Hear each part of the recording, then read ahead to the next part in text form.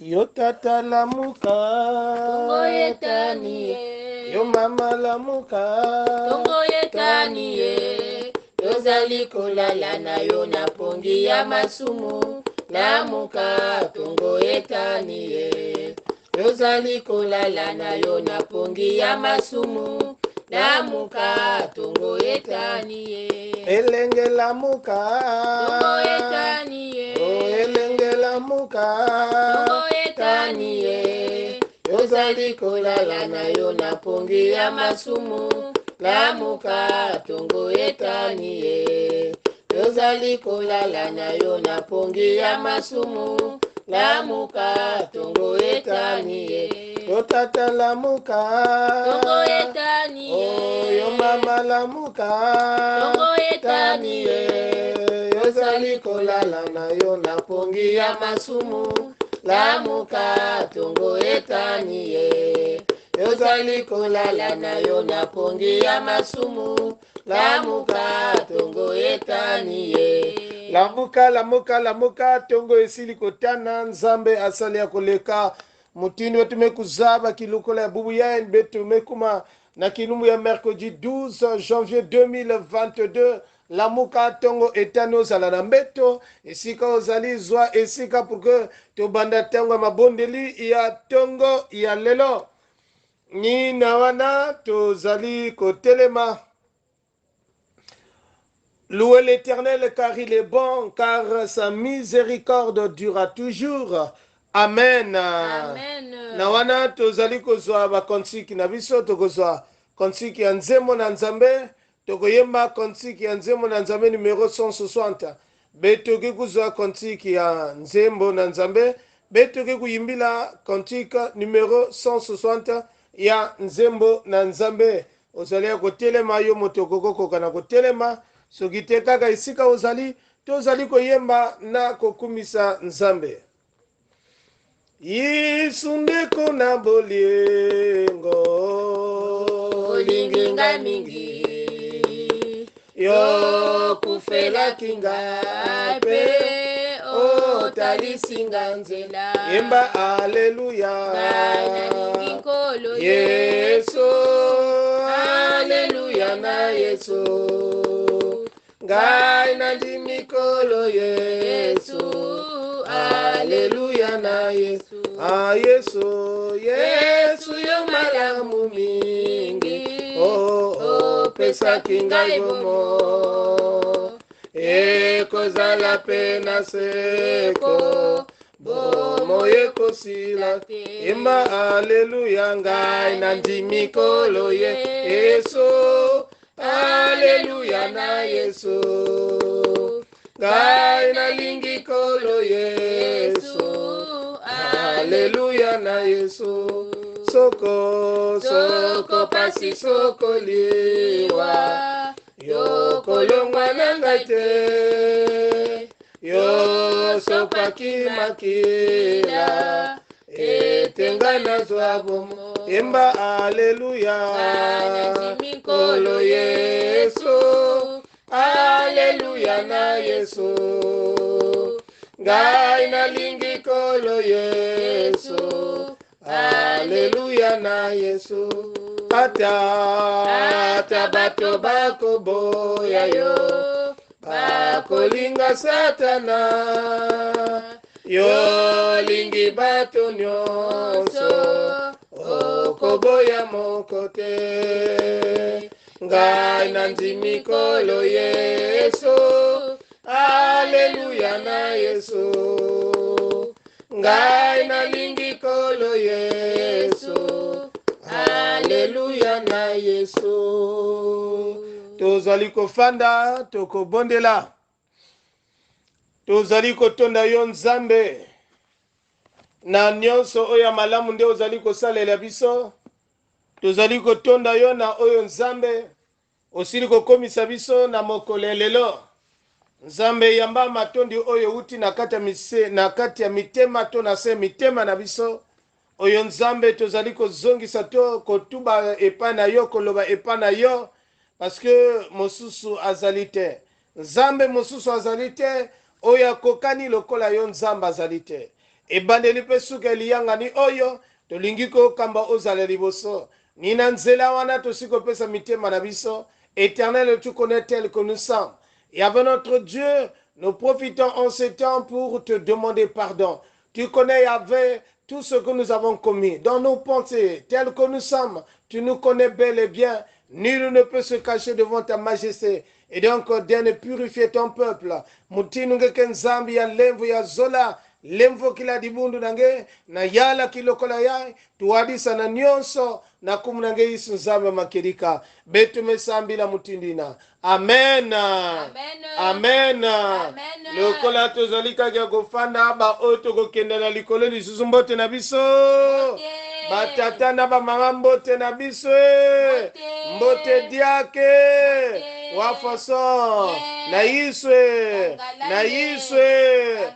Tozali ndeko telema kotobela ndeko yaka malamu. Telema. Oloba ndeko tobela koyaka malamu na bandeko. Oye bazali nzinga na yo. Bampangi na ke kintuari nange kuna kifunu ngei kele. Benke na kulanda kilokola ya. Ngevuanda kuna na Amerika, na Asia, na Oceani, na Afrika, na Europa. Bisika nyonso obo zali, tozali kotombela koyaka malamu, na kutuma kobika Luiza muyenge kia mfumu. Tikete ba yaka malamu, yemo konzambe apambola lisusu mbote na bino. Et donc tobosani te, na koloba pe koyaka malamu, na bandeko na biso, ba oba zali koyoka biso. Ezala awa na Congo Brazzaville, na Congo ya ngambo, bisika nyonso bozali koyoka. Ezala kuna na Kinkala, na Sibiti, na Ponte Noire, na Dolizi, na Owando, na Weso, na bisika nyonso, na oyo bisika nyonso oyo bozali koyoka biso na ndembe oyo banana nzambe biso nyonso tolebi kotoyaka na biso ma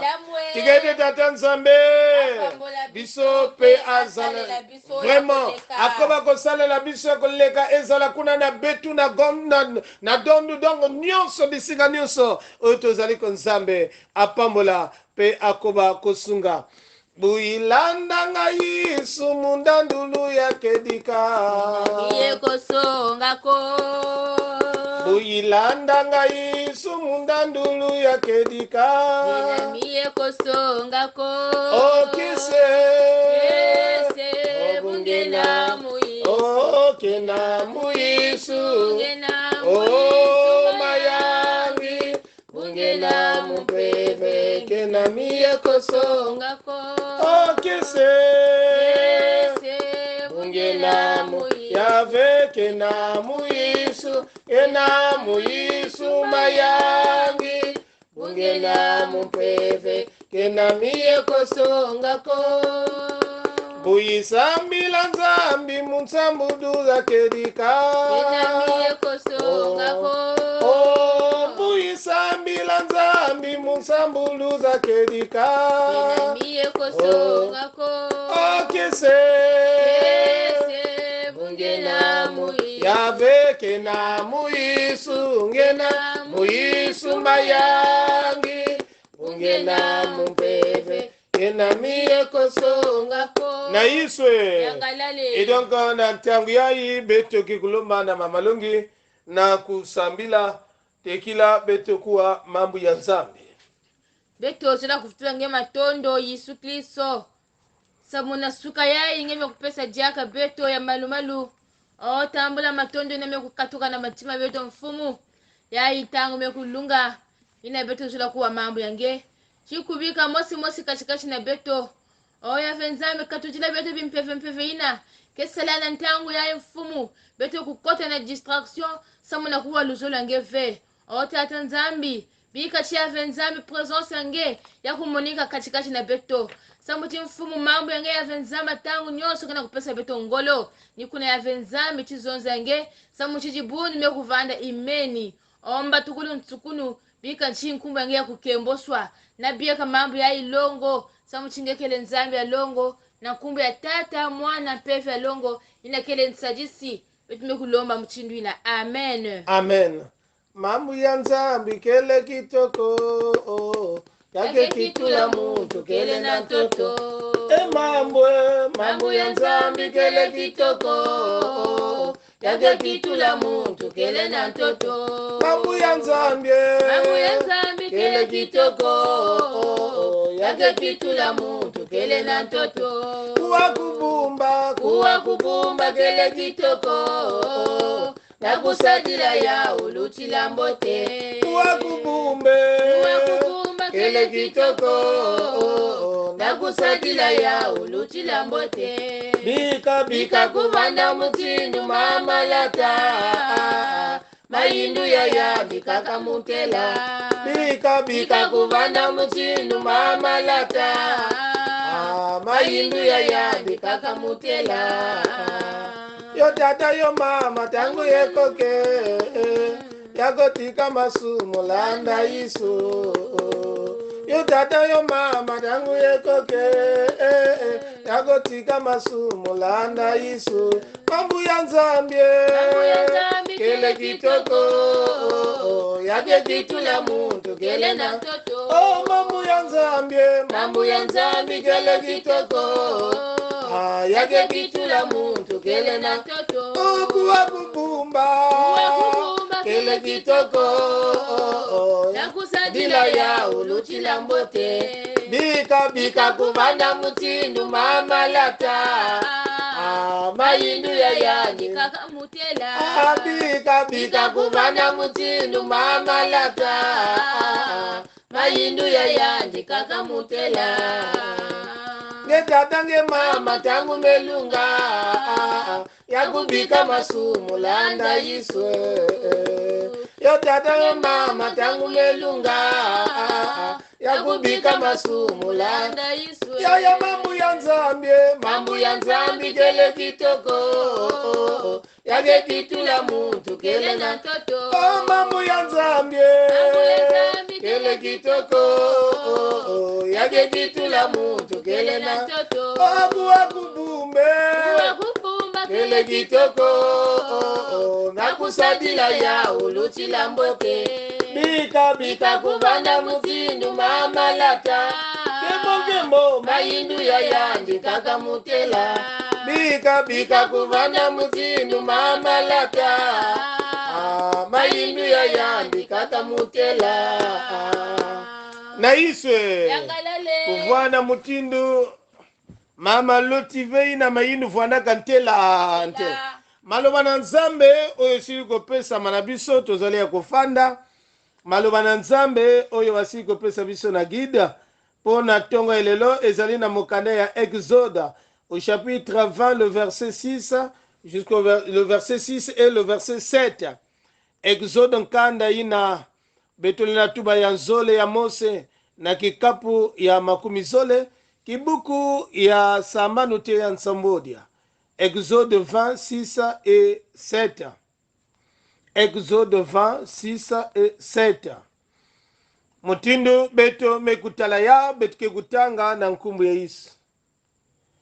Et qui fait miséricorde jusqu'à 1000 générations à ceux qui m'aiment et qui gardent mes commandements. Tu ne prendras point le nom de l'Éternel ton Dieu en vain, car l'Éternel ne laissera point impuni celui qui prendra son nom en vain. Betumevutukila, nous reprenons. Et qui fait miséricorde jusqu'à 1000 générations à ceux qui m'aiment et qui gardent mes commandements.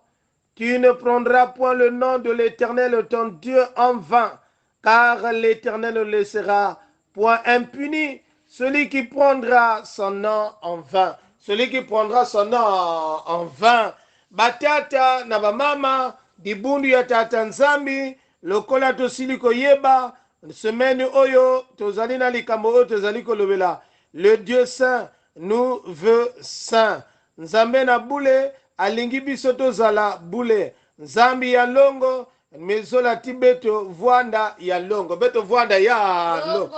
Mutini yandikele ya longo. Mutini yandikele ya longo. Et donc depuis lundi, mazono mardi, basili kososola biso na likambo oyo etali kobulisama likambo oyo etali ke tozala na kati ya bule ezali nde séparation oyo ezali kolakisa ya moto oyo atiki mabe ya moto oyo atiki mbindo ya moto oyo alongoli mbindo nde akomi na esika oyo tokokoloba ke na kati ya bopeto. Et donc la sainteté c'est l'aspect de la pureté tel que nous le connaissons. Batata na bamama kilokola ya mutindu nzambi na ntango yandike na kubasisa dikanda ya Israël na insi ya Ngipiti inandike na kunata bao à la terre promise.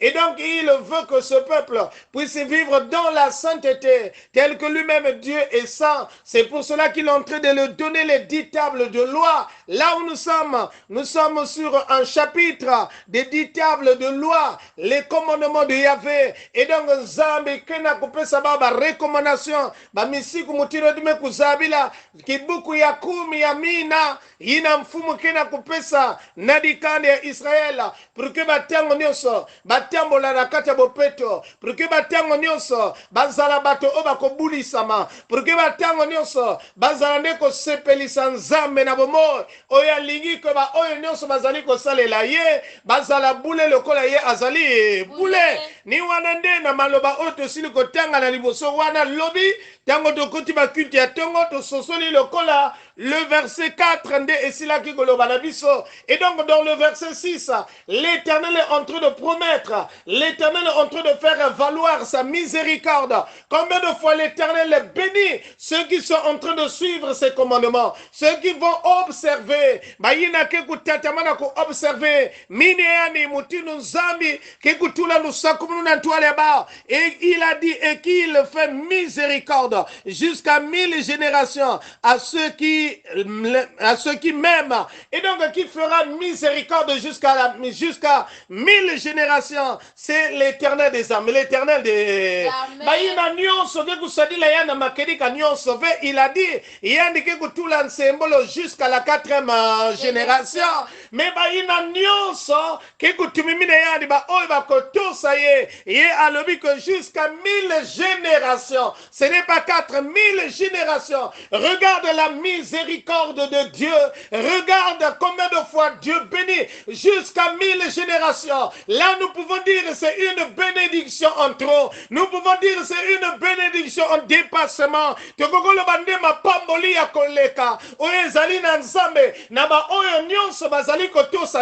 Ça vous dit que l'Éternel en quelque part il est fier. C'est pour cela qu'il parle de 1000 générations. Il est fier nabaina nyonso kena tumimina luzolo yayani ina kena kutumina mutindo kele musiku yayani nzambi ke kuvuani ya kusepela. Et donc la conséquence quand Dieu est dans la joie, quand Dieu est fier de toi, de ton comportement, de ta famille, la manière dont vous êtes en train de vous comporter, la conséquence il a dit il va bénir, il fera miséricorde jusqu'à 1000 générations, jusqu'à 1000 générations. Tala mutino batata na bamama nina kilokola na tango oyo tambola na kati ya bopeto lokola nzambe alingi etoyebi que ezali likambo ya pasi, mais ezali ya pasi te soki tozali ya kokangama na tata, parce que ça ne sera pas notre force qui va agir, mais c'est la force de l'Éternel. C'est lui-même qui est la lumière qui va nous démontrer le vrai chemin.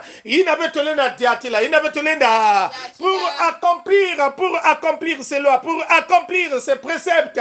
Et donc bien aimé, le grand secret, tous allez à kokangamana tata nzambe, kokangamana tata, kokangamana malobana ye, kokangamana malobana, kokangamana tata nzambe na malobana ye, ni oye kosala que toto samobeko na ye, toto samobeko na ye, ce qui fera que nous puissions vivre dans la sainteté.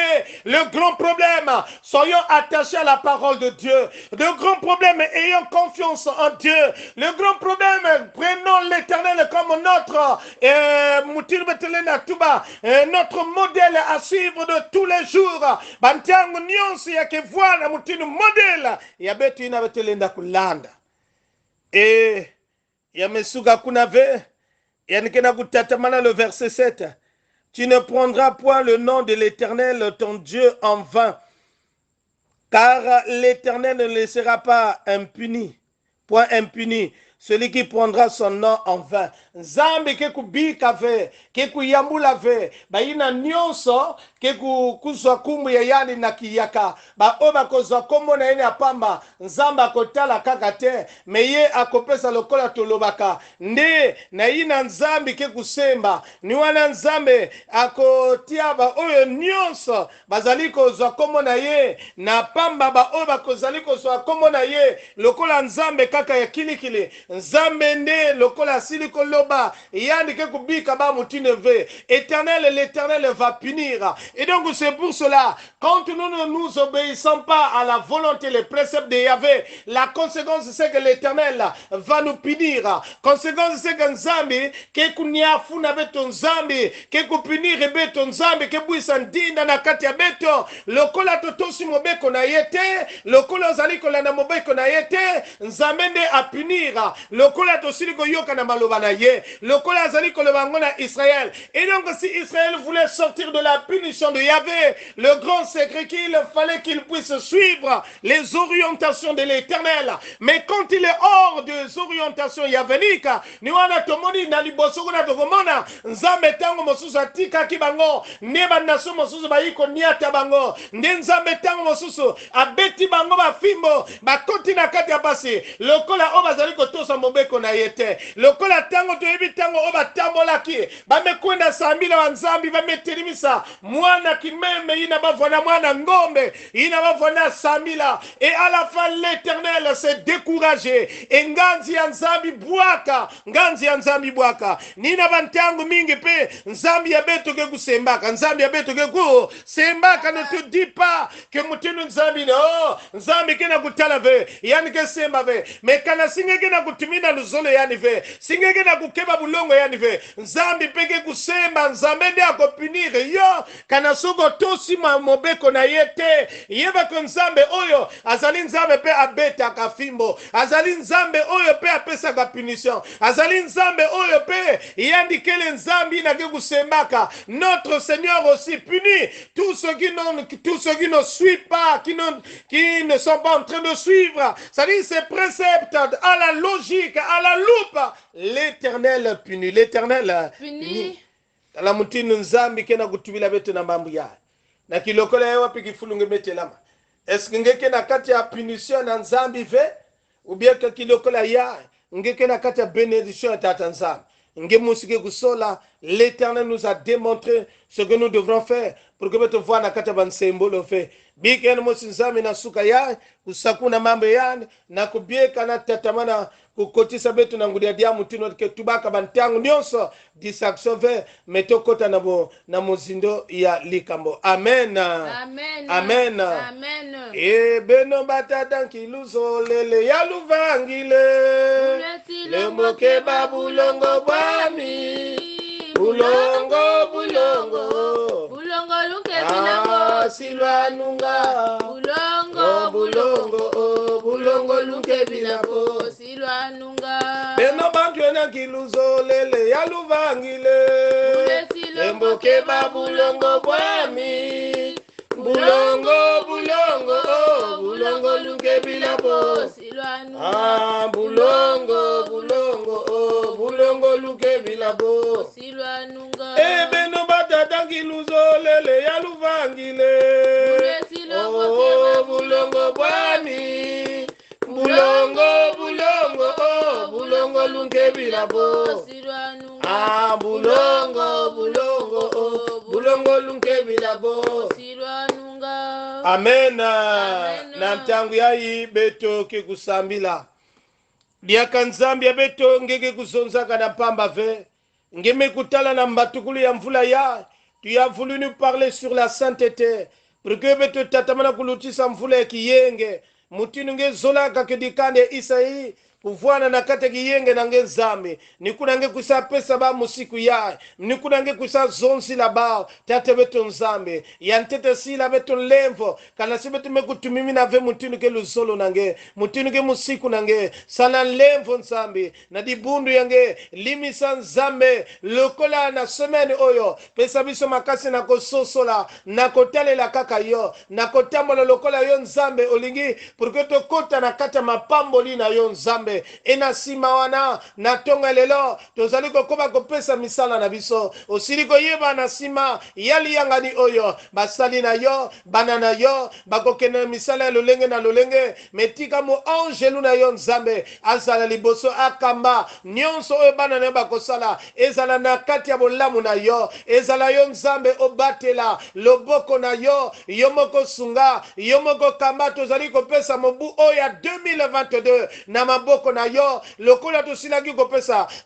projet nyonso na maboko na yo nina tata nzambe tata mana sala tuadisa kuzima na vepe lumingu ya bayina nyonso ke kusala banzeto la mutino mutino ceux qui vont se déplacer pour d'autres villes pour d'autres pays tu connais avec notre Dieu les voyages qu'ils vont effectuer que toi tu sois en amont que toi tu sois la tête éternel des armées sans oublier nous te remettons les malades dans nos maisons les malades dans les centres hôpitaux éternel tu connais sois le médecin par excellence merci pour cette année une nouvelle année que nous venons de débuter nous savons que ta présence est en train de conduire ton peuple nina nzambi bikange tatamana sala nange bieka dibunu nange bieka beto nyonso na kum nange Yesu nzambe makelika betu mesambila mutini na amen amen batata na mama betu mevutula matondo na beto nyonso na ndingmunu ina betu mekulakisa na kilokola ya matoni na esika ozali koyokela biso ozali koyoka plutôt bisika ozali liboso de okene musala omoni ya malamu okota liyangani ya tonga elelo et donc matondi na lingoma na nzambe matondi na nzambe ope azali kopesa biso epuse ya tango oyo pour que batango nyonso tozalaka na mesa na ye na tongo na koyoka maloba na nzambe matondi pona ba serviteur nyonso ti ya paroisse ya Mayangi matondi lokola tosili koyeba ba o bazalaki na bino ni tata longi sita bikumu gavani Apollin oyo accompagné ni mama longi sita lokola tolobaka vani au carré et donc totondi na biso nyonso ni ngoma na nzambe etika na tango oyo tokotonda nzambe na sima tokosengela mapamboli na nzambe ngena nkundi ukunzolanga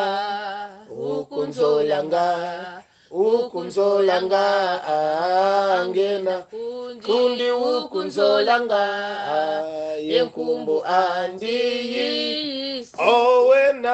ewena yami muntanguza zo lumbuka lumbu munzila yayo zolanga kebanga sadisanga mpe Haleluya kunjami bika levo ya mfuma betu Yesu Kristo zolana kintuadi ya mpevi ya longo ya luta kuvwana na kubieka beno baba bubu yati bantangu nyonso dibundu ya tata nzambi beno vwana kata kiyenge ya mfumo amen amen ilokole betu memanisa misuke ya mbote na betu nyonso